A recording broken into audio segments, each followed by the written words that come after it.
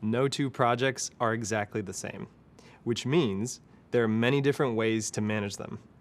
Each project comes with its own needs and factors that impact how you'll take action and achieve your goals.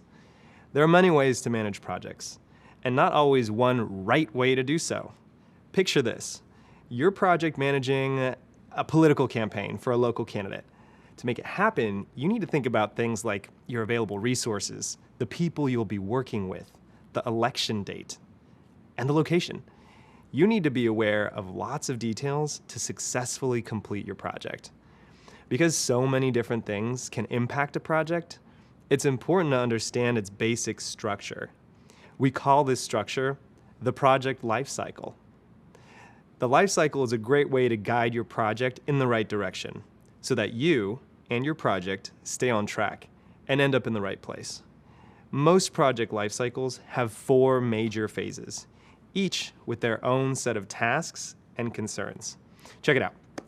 The main phases of a project are initiate the project, make a plan, execute and complete tasks, and finally close the project. Let's talk about the first phase, initiate the project.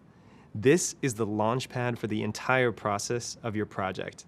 In this phase, you'll define project goals and deliverables, identify the budget and resources you'll need, the people involved in your project, and any other details that can impact the successful completion of your project. You'll document all this information in one place to showcase the project's value and hopefully get approval to move forward with it. Once the project is approved, it's time to get rolling. Next, you'll make a plan for how you'll meet the goals of your project. There are all kinds of ways to plan your project, and we'll get into some different methods and techniques later on. But right now, the important thing to know is that for every single project, creating a plan of how you're going to meet your goals is absolutely 100% essential. Think about it. You can't hire a contractor to build a house without planning what it'll look like or how much you have to spend. These same considerations apply to any project that you manage.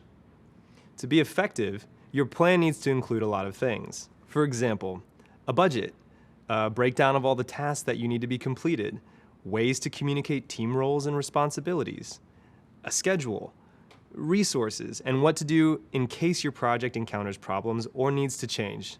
And that's just to name a few. Once you have your plan in place, it's time to execute and complete those tasks. It's important to point out that your project team has the job of completing the project tasks. Now, as the project manager, your role is a little different. While you might be in charge of completing certain tasks in the project, your primary tasks as the project manager are to monitor progress and keep your team motivated. You'll also remove any obstacles that might come up so that the tasks are executed well and on time.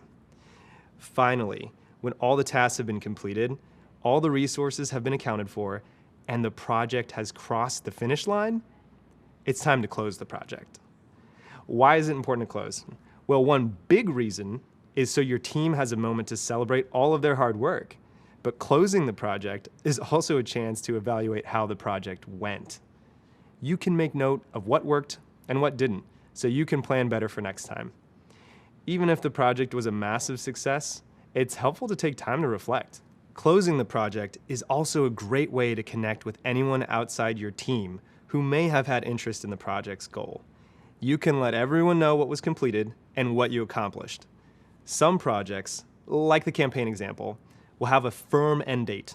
Once the project is finished, that's it. There's no more work to do. Other projects have different finish lines. For example, a project where you're implementing a new ordering system at a restaurant is complete after the system is set up and the employees know how it works. At that point, your goals are completed. Now it's time to hand over the project to another group whose job it is to provide support and make sure the system stays running on a day-to-day basis. Another example of this is, I once project managed the creation of a dashboard that would be used by various stakeholders in my organization. This dashboard would show pertinent information to each stakeholder depending on the team that they were a part of in our broader organization. I project managed the beginning, from writing out the vision for the project, to the end, where we delivered the dashboard.